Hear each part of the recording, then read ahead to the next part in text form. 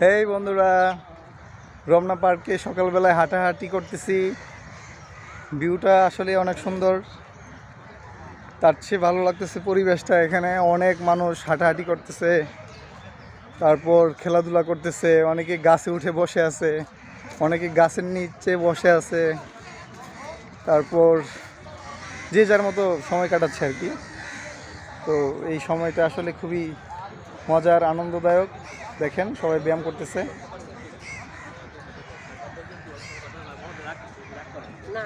এই আমার office colleague Matin ভাই আর টুটুল ভাই।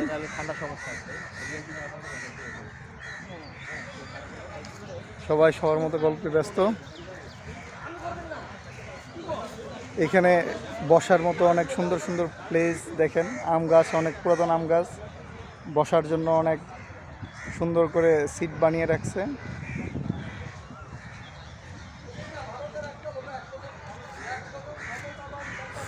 ফুটবল খেলার পর খুব ক্লান্ত লাগতেছে আসলে, শরীর ঘেমে গেছে।